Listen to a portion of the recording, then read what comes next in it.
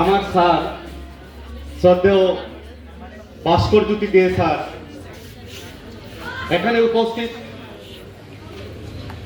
এই স্কুলের শিক্ষকবৃন্দ, মঞ্চে এবং মঞ্চের এই পাশে, মঞ্চে উপবিষ্ট স্যারের সহধর্মিনী ম্যাডাম, বিশিষ্ট কবি সাহিত্যিক আসাদুদ্দিন সাহেব, আমার বন্ধু আব্দুল হামিদ, এবং এখানে যারা উপস্থিত আছো, যাদেরকে ছাড়া আজকের এই অনুষ্ঠান মোটেই সুন্দর হতো না এবং সেই অনুষ্ঠান পাতাও যেত না। তোমরা যারা ছাত্রছাত্রী ভাই বোনেরা, সবাইকে আমার অন্তঃস্থল থেকে ধন্যবাদ জ্ঞাপন করছি। কারণ প্রথম সকাল থেকে প্রোগ্রাম চলতেছে, এখন প্রায় 2:30টা। এত সময় ধৈর্য ধরে সবাই এখানে বসে আছে। আমাদের অভ্যাস, বিশেষ করে আমি আমার কথা বলছি, অভ্যাস তোলা বাদ। আমরা যখন কথা বলতে শুরু করি অনেক বেশি সময় কথা বলার অভ্যাস আছে, কিন্তু এখানে এই সুযোগ নাই, এত বেশি কথা বলার সুযোগ নাই। আমি প্রথমে স্যারকে উপলক্ষ করে দু একটা কথা বলতে চাই। আমিও এই স্কুল থেকে পড়াশোনা করেছি। 1995 ইংরেজিতে আমি মেট্রিক পাস করেছি, 1995। আজকে এখানে শাকির ভাই নাই, শাকির হোসেন আপনাদের শিক্ষক, উনিও আমরা এক বেঁচে ছিলাম, আমরা একসঙ্গে মেট্রিক পাস করেছি। তখন আমাদের ভাস্কর স্যার, এত সুন্দর চেহারার একটা খুব প্রস্ফুটিত মানুষ, ওনাকে দেখতাম, দেখলে মনে আনন্দ হতো। ভাস্কর স্যার সত্যিকার অর্থে একজন ভালো মানুষ ছিলেন। ভালো মানুষের খোঁজ যদি করি আমরা, তাহলে আজকে আমাদের মধ্যে বসা আছেন আমাদের এই ভাস্কর স্যার। ওনার কথা শৈলী, উনি যেভাবে কথা বলতেন, উনি যে নম্রতা, ভদ্রতা এবং ওনার যে কাজের প্রতি যে সম্মান, কাজের প্রতি যে আনুগত্যতা, সেটা উনি প্রমাণ করে গেছেন। এবং সেটা আমার বলার কিছু নেই, যারা ওনার সংস্পর্শে এসেছেন সবাই সেটাকে রিকগনিশন অবশ্যই দেবেন। আমি আরেকটা কথা বলতে চাই। আমি Silchar teachers training college, sir আসতে বলে দিচ্ছি, আমি শিলচর টিচার্স ট্রেনিং কলেজে পড়াতাম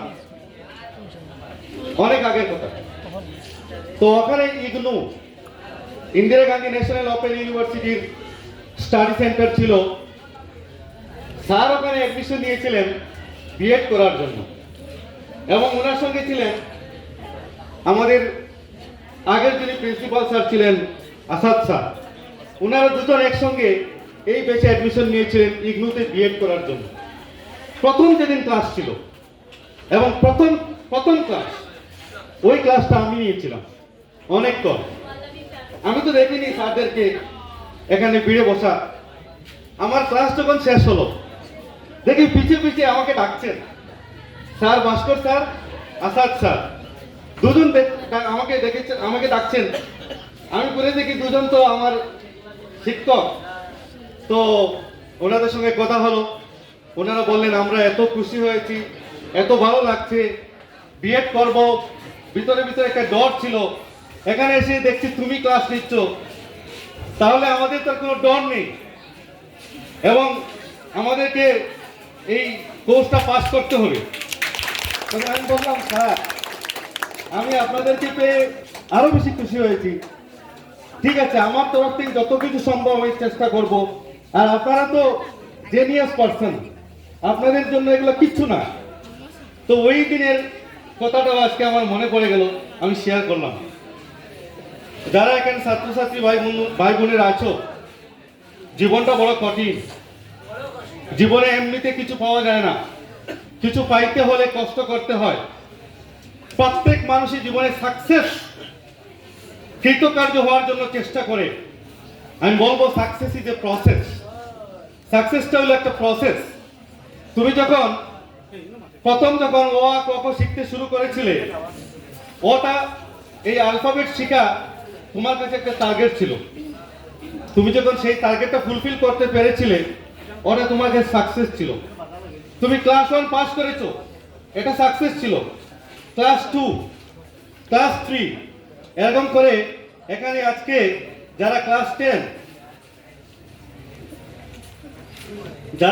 10 অবধি পৌঁছে গেছো, আর আজকে এই স্কুল থেকে তোমাদেরকে বিদায় দেওয়া হচ্ছে। জীবনের প্রতিটা ধাপ কিভাবে এগিয়েছো সেটা তুমিই বেশি বলতে পারবে। আরো অনেক লম্বা জীবন বাকি আছে, আরো বড় ফাইট বাকি আছে, এবং একটা ফাইট যে সাকসেসটা আছে তারপরে সাকসেসটা আরো একটু কঠিন হয়। তোমার কাছে ক্লাস 1, তারপরে তুমি একটা বড় ক্লাস পাস করেছো ক্লাস 2, তুমি এখন ক্লাস 10 পাস করে তারপরে তুমি যাবে আরেকটা বড় ক্লাসে। মানে তোমার চ্যালেঞ্জটা দিনে দিনে বড় হচ্ছে, কিন্তু তুমি থেমে গেলে হবে না, তুমি সারেন্ডার করলে হবে না। তুমি যদি ভয় পেয়ে যাও তাহলে তোমার সাকসেস হবে না। যারা ক্লাস 12-এ আছো, তোমাদের গন্ডি তুমি ক্লাস 12 পাস করে তারপরে স্কুলের মানে যে স্টেজ যেটা, এটা শেষ হয়ে যাবে তোমার বেলায়। তখন তুমি কলেজিয়েট, তখন তুমি হায়ার এডুকেশন, তুমি ডিগ্রিতে অ্যাডমিশন নেবে, আরো বড় দাও। আরেকটা বড় ব্যাপার, যারা ক্লাস 10-এ আছো, আজকে হয়তো এখানে 100 জন, আমি জানি না, ধরো 100 জন আছো, কতজনে মেট্রিক পাস করবে? 50 জন, 60 জন, আমি তো আশা করি 100 জন পাস করো। যারা মেট্রিক পাস করবে, 60 জন পাস করে 60%, বাকিরা কোথায় যাবে? 40 জন। একবার ভেবে দেখো বাকিদের অবস্থা কোথায় কোথায় যাবে। যারা 60 জন পাস করবে তাদের মধ্যে থেকে কতজন গিয়ে হায়ার সেকেন্ডারি ক্লাস মানে ক্লাস 11-এ অ্যাডমিশন নেবে, আর কতজন বাদ দিয়ে দেবে? যারা 12 পাস করবে, 12-এ যারা পরীক্ষায় বসবে, কতজন পাস করবে? যতজন পাস করবে তার মধ্যে থেকে কতজন ডিগ্রিতে অ্যাডমিশন নেবে? ঠিক আছে, ধীরে ধীরে সংখ্যা কমবে। তোমাকে টিকে থাকতে হবে রেসে। যখন দৌড় শুরু হয়, প্রথম হয়তো ধরো 10 জন দিয়ে একটা দৌড়ানো হলো, তার মধ্যে থেকে রাখা হবে কজন? 1 জন বা 2 জন, মানে ফার্স্ট সেকেন্ড। ঠিক আছে, তারপরে একটা ফাইনাল দৌড় যখন হবে, মানুষ তো কমবে, তোমাকে আরো বেশি দৌড়তে হবে। তাহলে তুমি যত এগিয়ে যাচ্ছ, তোমার জীবনের চ্যালেঞ্জ, তোমার সামনে আরো বড় চ্যালেঞ্জ আসছে। তোমাকে কি করতে হবে? মন দিয়ে, মানে মনের দিক দিয়ে, ইউ বি স্ট্রং মেন্টালি, মনের দিক দিয়ে তুমি সবল হতে হবে। আর আমি পারবো। এখানে অনেক ভালো ভালো কথা হয়েছে, অনেক ভালো ভালো মোটিভেশন, মানে মোটিভেটরি কথা হয়েছে, সবাই ভালো ভালো কথা বলেছেন। আমরা গর্ব, মানে এখন ভালো লাগে যে আমরা যখন ছাত্র ছিলাম, এরকম পরিবেশ খুব কম হতো, এরকম জমায়েত, এরকম লোকের সংস্পর্শে আমরা যেতে পারতাম না, বা সুযোগ ছিল না। আজকে এটা খুব ভালো সুযোগ হয়েছে। আমি বিশেষ করে যিনি আজকের সভাপতি আনোয়ার ভাই, ওনাকে আমি ধন্যবাদ দিচ্ছি যে আজকে উনি যে এই একটা জমায়েত এখানে জমিয়েছেন। আমাকে উনি তো আটকে দিয়েছেন, বলেছেন যে তুমি তো এই স্কুলের ছাত্র, আসতে হবে। আমি বললাম না, আসবো, আর কিছু বললে আসতাম না। কিন্তু আমার মনে এসছে যে এটা আমার দায়িত্ব, আমি এসে গেছি। ঠিক আছে, একটা কথা বলি, জীবনে কৃতকার্য হতে গেলে মানে প্রচুর পরিশ্রমের দরকার হয়, আর কষ্ট না করলে কোনোদিন সফলতা পাওয়া যায় না। একটা বাস্তব কথা, যারা আজকে পড়াশোনা স্কুলে যায় এবং ভালো পড়াশোনা, যারা ফার্স্ট হয়, সেকেন্ড হয়, যারা খুব ভালো রেজাল্ট করে, ওরা কিন্তু ইকোনমিক, টাকা পয়সার দিক দিয়ে যে খুব একটা উঁচু গড়ের মানুষ, উঁচু গড়ের বাচ্চা, এরকম হয় না। এরা গরিব বা মোটামুটি এরকম পরিবার থেকে বেরিয়ে এরা ভালো পড়াশোনা করে।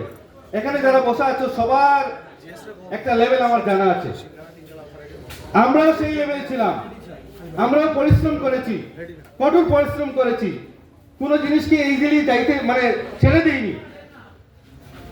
তাহলে তোমাদেরকে যদি জীবনে সাকসেস পেতে হয়, তাহলে হাল ছাড়বে না, চেষ্টাকে অবিরতভাবে চেষ্টা করে যাবে। যদি করে যাও, কষ্ট স্বীকার করতে হবে, কষ্ট স্বীকার মানসিকতা নিয়ে যদি আগ বেড়ে দাও, তাহলে দেখবে একদিন আনন্দ পাবে। আজকে মনে হয়তো দুঃখ লাগতে পারে, ও কত কষ্ট, স্কুলে যাওয়া, পড়াশোনা করা, নিয়মের পিঠে থাকা, বড়দের কথা শোনা, টিচারের কথা শোনা। আরে বাবা, একটা বিপদে পড়ে গেলাম নাকি? না, তুমি বিপদে পড়নি, তুমি একটা সঠিক পথে যাচ্ছ, তুমি সঠিক দিশায় যাচ্ছ। বড়দেরকে মানো, বড়দের প্রদর্শিত পথে তুমি চলো, দেখবা একদিন তোমার সফলতা আসবেই। আমরা হলাম এমন এক যুগের মানুষ, আমরা কনসেন্ট্রেটেড হতে পারি না।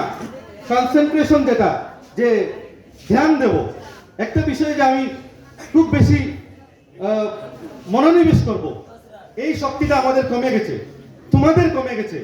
কারণ আমি বলি, তোমরা হলে রিল যুগের মানুষ।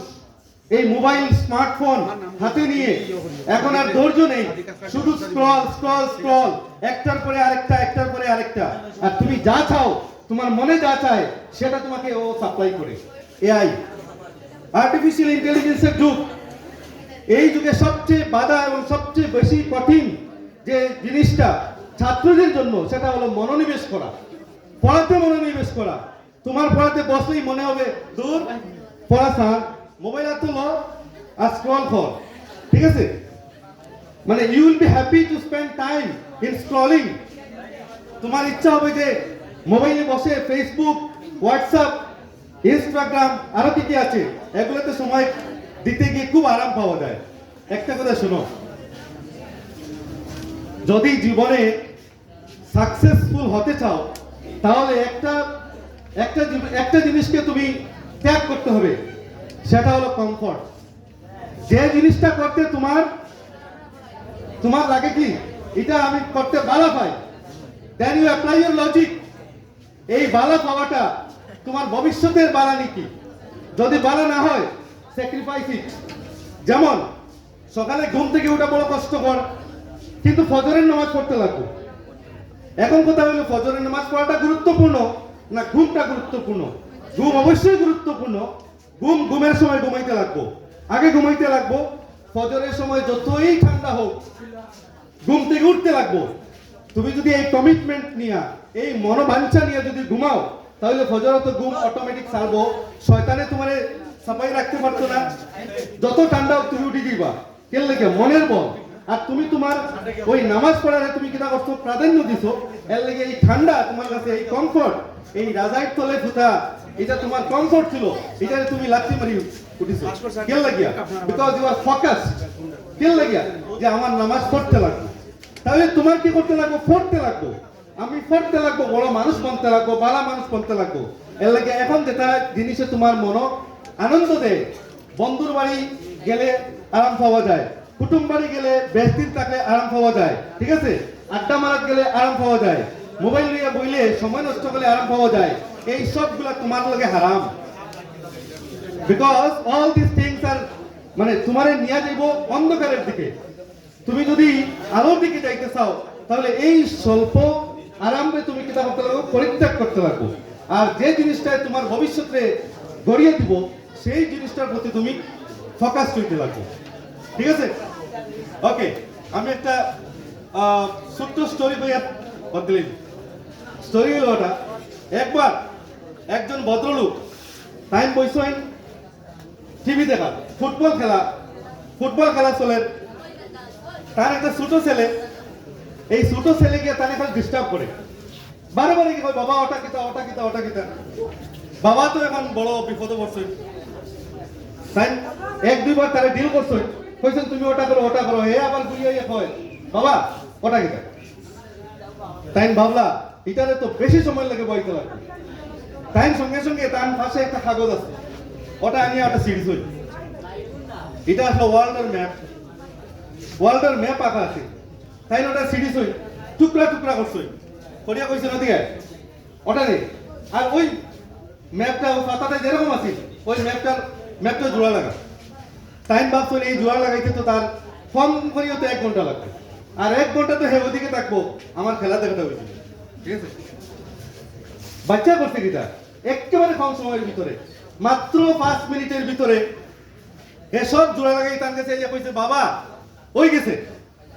বাবা তো অবাক, কিরকম সম্ভব এত টুমা হে 5 মিনিট কিরকম জোড়া লাগাইব বাবা তো অবাক বাবা দেখলেন না ঠিক হ্যাঁ তো ঠিকই জোড়া লাগাইছে সব তার জোড়া ঠিক লাগাইছে তখন তাই কইলা আচ্ছা তুমি এত স্বল্প সময়ে এইটা জোড়া লাগাইলা কি লেখো সাই বলে বাবা ভেরি সিম্পল ও ফাতাগর উল্টা দিকে আসলে একটা মানুষের ছবি আমি কিতা করছি মানুষের উপরে জোড়া লাগাইছি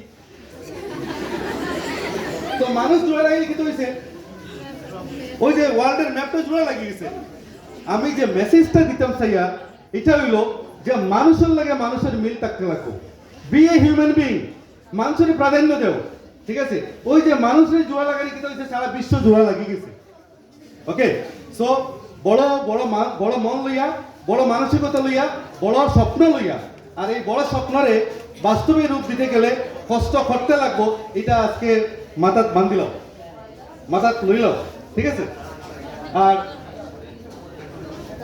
সবাই আবারও আমার মানে বিশেষ করে আমার দোয়া আশীর্বাদ রইব আর স্যারের প্রতি আমি আমার এই স্কুলের যত আপনার ছাত্রছাত্রী আছে সবার পক্ষ থেকে আপনারে আমরা অন্তর থেকে ধন্যবাদ জ্ঞাপন করি আর আপনি ভালো থাকুন সুস্থ থাকুন বেশি দিন বাঁচুন আর আপনার দোয়া আশীর্বাদ করব থ্যাংক ইউ অল